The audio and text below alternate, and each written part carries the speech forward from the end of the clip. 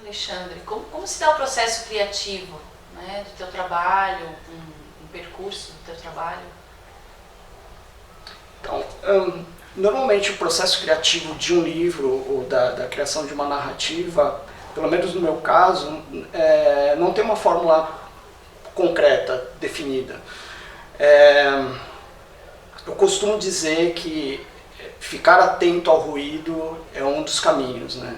A gente tentar observar o que acontece à nossa volta e normalmente esse acontecer à nossa volta é que você vai se abrir e ficar disponível ao que pode te alimentar como narrativa.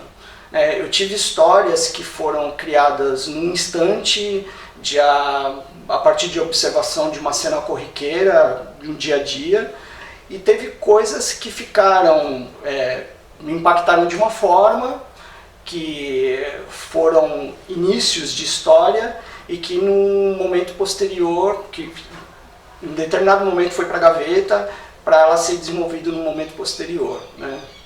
Então o processo criativo também, no meu modo de olhar, ele passa por dois momentos, né? Que é esse processo de criatividade e o processo de criação em si.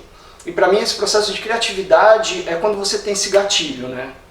Essa ideia que se mostra à tua frente e que você percebe que a partir dela dá sim para criar alguma narrativa interessante. E depois tem esse processo de criação, né? Que é um processo quase de gestação de uma história, em que ela vai indo e voltando, né, de alguma forma, até ela ser construída como um todo, né? E daí no meu caso em particular, como eu sou um criador de texto e de imagem, de certa forma eu me sinto favorecido e privilegiado, porque eu consigo amarrar os pontos, né, de como às vezes a palavra se mostra à minha frente para que a narrativa seja desenvolvida e como a imagem se desdobra também, né? E a partir desse momento realmente tem uma fusão de palavra e imagem e que a partir daí possa brotar realmente uma história que eu acho que deva ser relevante a ser contada, né? Porque tem uma das coisas também que eu levo muito em consideração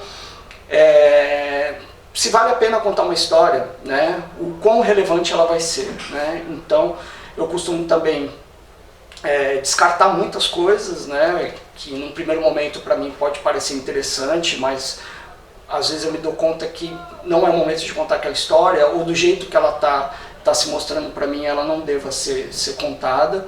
E às vezes não, às vezes a história ela surge de uma forma tão clara na minha frente que eu já quero ir para a prancheta, já quero desenhar e já quero construir ela e tentar transformar ela de um livro da melhor maneira que possa se transformar, né? Então, às vezes a ideia vem a partir de uma imagem, né? E a imagem ali ela se pede como protagonista, né? E a partir daquela imagem eu consigo desenvolver uma narrativa inteira a partir dela. Às vezes a ideia vem de uma canção, de uma frase, de uma observação, né? Então acho que de todas essas formas, as construções de narrativas de um livro em si, como produto final, são caminhos para você, ao menos, tentar contar a melhor história possível. E uma coisa que eu tenho comigo, assim, para mim que trabalho com literatura, que talvez a literatura seja o exercício mais legítimo de empatia.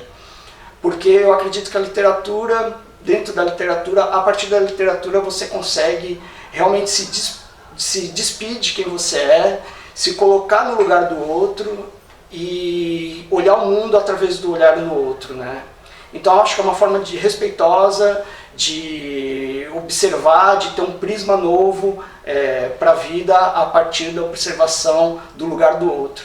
Então a literatura, a minha literatura, pelo menos eu tento ir por esse caminho.